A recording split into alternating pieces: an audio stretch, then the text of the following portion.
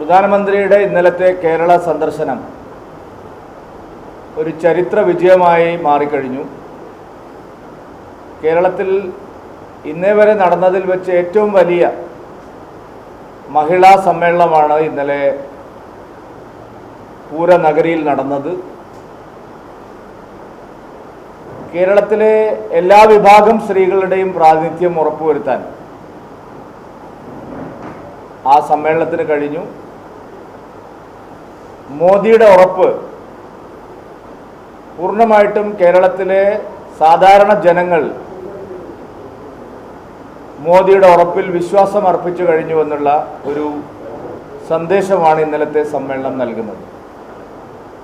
Party സമ്മേളന നഗരിയിൽ എത്തിച്ച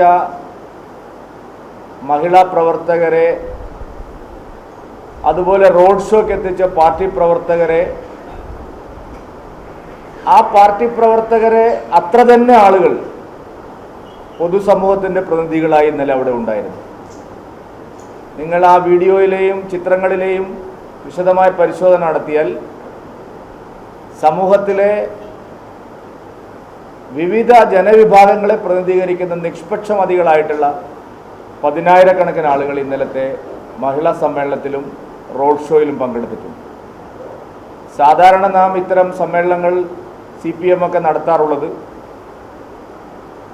അവർ ഒരു പ്രത്യേക രീതിയിൽ ആളുകളെ ഭയപ്പെടുത്തി തൊഴിലുറപ്പ് പദ്ധതിക്ക് അവസാനിപ്പിച്ച് സഹകരണ ബാങ്കിലെ ജീവനക്കാരെയൊക്കെ കൊണ്ടുവന്ന് ഒരു സ്ഥിരം സമ്മേളനങ്ങൾ നടക്കുന്ന പതിവാണ് നമ്മൾ കാണുന്നത്.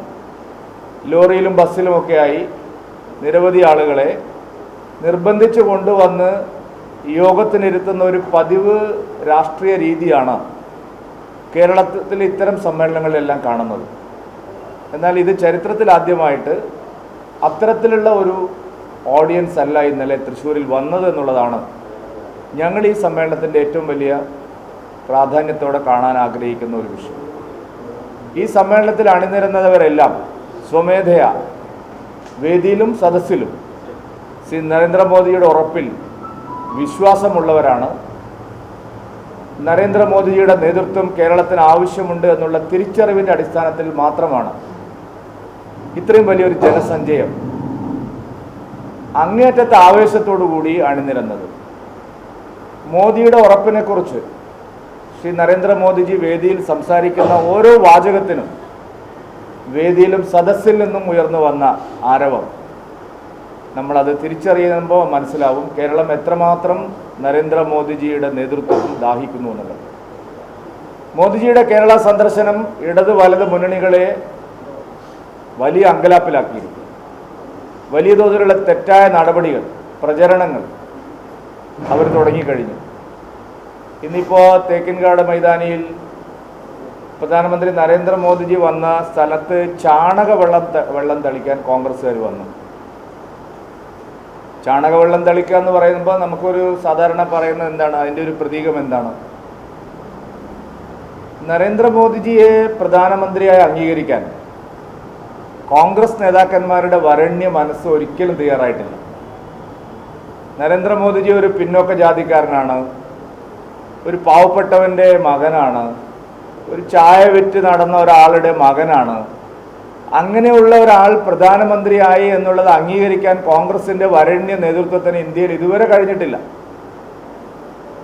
നരേന്ദ്രമോദിയുടെ ജാതീയമായി, സാമൂഹ്യമായി, സാമ്പത്തികമായി അദ്ദേഹം ഒരു പിന്നോക്കക്കാരനായതുകൊണ്ട് അദ്ദേഹത്തെ ഇത്തരം സ്ഥലങ്ങളിലൊന്നും, വടക്കുന്നാഥൻ്റെ മണ്ണിൽ എങ്ങനെയാണ് ഒരു താണജാതിക്കാരൻ പ്രവേശിക്കുക എന്നുള്ളൊരു മനസ്സാണ് കോൺഗ്രസിനുള്ളത്. കഴിഞ്ഞ 2 ആഴ്ച മുമ്പ് ഇതേ അനുഭവം നമ്മുടെ ആദരണീയനായിട്ടുള്ള ഉപരാഷ്ട്രപതിക്കുണ്ടായി. ഒരു താഴ്ന്ന ജാതിക്കാരനെ അധിക്ഷേപിച്ചുകൊണ്ട് രാഹുൽ ഗാന്ധി തന്നെ നേരിട്ട് അദ്ദേഹത്തിൻ്റെ ബോഡി ഷെയ്മിങ് അത് വീഡിയോയിലെടുത്ത് രാഹുൽ ഗാന്ധി തന്നെ പ്രചരിപ്പിക്കുന്നത് നാം കണ്ടതാണ്. ഇന്ത്യ മുഴുവൻ ചർച്ച ചെയ്ത വിഷയമാണ്. കോടിക്കണക്കിന് ജനങ്ങളുടെ മനസ്സിനെ വേദനിപ്പിച്ച ഒരു വിഷയമാണ്. നമ്മുടെ ബഹുമാന്യനായിട്ടുള്ള ഉപരാഷ്ട്രപതി ജഗ്ദീപ് ധൻകർജിയെ ജാതീയമായി അധിക്ഷേപിക്കുന്ന അദ്ദേഹത്തിനെതിരെ ബോഡി ഷെയ്മിംഗ് നടത്താൻ രാഹുൽ ഗാന്ധി തന്നെയാണ് നേരിട്ടിറങ്ങിയത്. നമ്മുടെ രാഷ്ട്രപതി തെരഞ്ഞെടുപ്പിൽ ഉജ്ജ്വലമായ വിജയം നേടിയ ദ്രൗപദി മുർമുവിനെതിരെ പരസ്യമായി ജാതീയമായ ആക്ഷേപം കോൺഗ്രസിൻ്റെ ഉന്നത നേതാക്കന്മാർ നടത്തി. കോൺഗ്രസിൻ്റെ ഈ വരണ്യ മനസ്സ് പിന്നോക്ക ജാതിക്കാർക്കും ദുർബല ജനവിഭാഗങ്ങൾക്കും രാജ്യത്ത് അധികാരം ലഭിക്കുമ്പോൾ അതിനോടുള്ള അസഹിഷ്ണുത കോൺഗ്രസ് ശക്തമായിട്ട് പ്രകടിപ്പിക്കും. ഇന്നിപ്പോൾ വടക്കുന്നാഥനിൽ കണ്ടതും മറിച്ചൊന്നുമല്ല. നമ്മുടെ രാജ്യത്തിൻ്റെ ഒരു പ്രധാനമന്ത്രിയാണ്. അദ്ദേഹത്തോട് രാഷ്ട്രീയമായ അഭിപ്രായ വ്യത്യാസങ്ങളുള്ളവർക്ക് വിയോജിക്കാം. അദ്ദേഹം ഒരു പ്രതിഷേധ സമരത്തിനല്ല ഇവിടെ വന്നിരിക്കുന്നത്. അദ്ദേഹം ഈ നാട്ടിലെ സഹോദരിമാരെ കാണാനാണ് വന്നിരിക്കുന്നത്. അത്രയും മഹത്തായിട്ടുള്ള ഒരു പരിപാടി, ഹൃദയസ്പർശിയായ ഒരു ചടങ്ങ്. ആ ചടങ്ങിൽ പങ്കെടുത്ത് തിരിച്ചുപോയ ഉടനെ വേദിയിൽ വെള്ളം തളിക്കുക എന്ന് പറഞ്ഞാൽ ആ മനസ്സിന് എന്താണ് പറയേണ്ടത്? കാരണം മറ്റൊന്നുമല്ല, രാഹുൽ ഗാന്ധിയും കോൺഗ്രസ് നേതാക്കന്മാരും അവരുടെ ഉള്ളിലുള്ള വരേണ്യ മനോഭാവമാണ്. ഒരു പിന്നോക്കക്കാരൻ, ഒരു ചായക്കടക്കാരൻ്റെ മകൻ, സാമ്പത്തികമായി പിന്നോക്കം നിൽക്കുന്ന ഒരാൾ ഇന്ത്യൻ പ്രധാനമന്ത്രിയായതിൽ അന്നു മുതൽ സഹിക്കാത്തവരാണ്. ഒരു പിന്നോക്കക്കാരി, ഒരു മണ്ണിൻ്റെ മകൾ രാഷ്ട്രപതിയായത് അന്നു മുതൽ സഹിക്കാത്തതാണ്. തികച്ചും പിന്നോക്കക്കാരനായ ഒരാൾ ഉപരാഷ്ട്രപതിയായി അധികാരത്തിലിരിക്കുന്നത് സഹിക്കാത്തതാണ്. ആ ഒരു മനോഭാവമാണ് ഇന്ന് ഞങ്ങൾ തൃശ്ശൂരിൽ കണ്ടത്. ഒരു തരത്തിലും ഇത് വെച്ച് പൊറുപ്പിക്കില്ല. കോൺഗ്രസിൻ്റെയും CPM-ൻ്റെയും നേതാക്കൾ പ്രധാനമന്ത്രിയുടെ സന്ദർശനത്തെക്കുറിച്ച്, മോദിയുടെ ഗ്യാരണ്ടിയെക്കുറിച്ച് സംസാരിക്കാൻ തയ്യാറായി. നല്ല കാര്യം. മോദിയുടെ ഗ്യാരണ്ടി കേരളത്തിൽ വിലപ്പോവില്ലെന്നാണ് കോൺഗ്രസ് പറയുന്നത്. മോദിയുടെ ഗ്യാരണ്ടി വോട്ട് ബാങ്ക് രാഷ്ട്രീയമല്ല. മോദിയുടെ ഗ്യാരണ്ടി തെരഞ്ഞെടുപ്പിന് വേണ്ടി മാത്രമുള്ള കോൺഗ്രസിൻ്റെയും CPM-ൻ്റെയും അവസരവാദ രാഷ്ട്രീയമല്ല. മോദിയുടെ ഗ്യാരണ്ടി വികസനത്തിനുള്ളതാണ്. മോദിയുടെ ഗ്യാരണ്ടി വ്യാജ ഫ്രീബീസിൻ്റെ സൗജന്യ വാഗ്ദാനങ്ങളല്ല. അത് കൊടുക്കാം ഇത് കൊടുക്കാം എന്നുള്ള ഫ്രീബീസ് വാഗ്ദാനങ്ങളല്ല.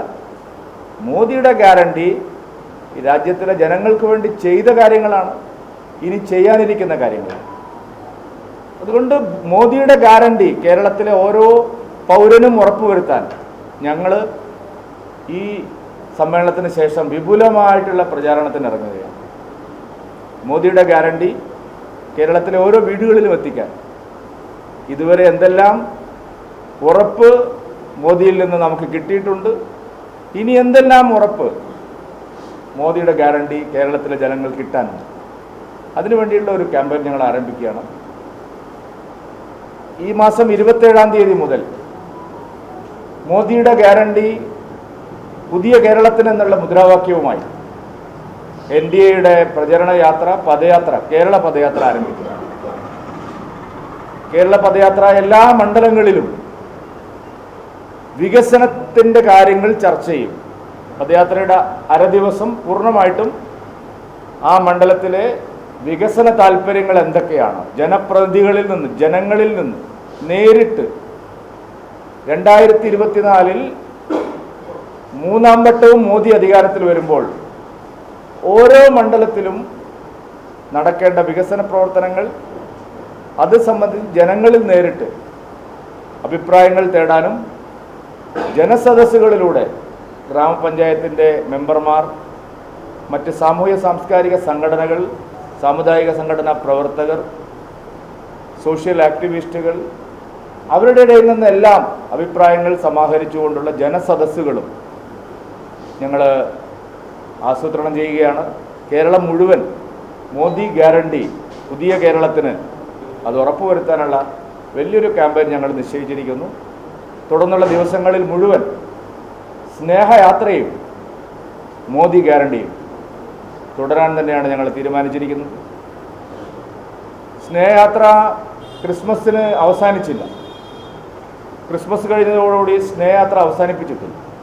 സ്നേഹയാത്ര മതന്യൂനപക്ഷങ്ങൾ, ദുർബല ജനവിഭാഗങ്ങൾ, പാർശ്വവൽക്കരിക്കപ്പെട്ടവർ, അസംഘടിതരായവർ, അവരുടെ ഇടയിലേക്ക് ശക്തമായിട്ട് തുടരാനാണ് കേരളത്തിലെ ദേശീയ ജനാധിപത്യ സഖ്യം ആലോചിക്കുന്നത്. മോദി ഗ്യാരണ്ടി പുതിയ കേരളത്തിന് എന്നുള്ള സന്ദേശം കേരളത്തിലെ ഓരോ വീടുകളിലും എത്തിക്കാൻ ആവശ്യമായിട്ടുള്ള വിപുലമായൊരു ക്യാമ്പയിനാണ് ജനുവരി ഫെബ്രുവരി മാസങ്ങളിൽ NDA ഇതിൻ്റെ തുടർച്ചയായിട്ട് നടത്താൻ പോകുന്നത്. കഴിഞ്ഞ വർഷം വിപുലമായിട്ടുള്ള യുവജന സമ്മേളനം യുവം 23 ഞങ്ങൾ നടത്തി.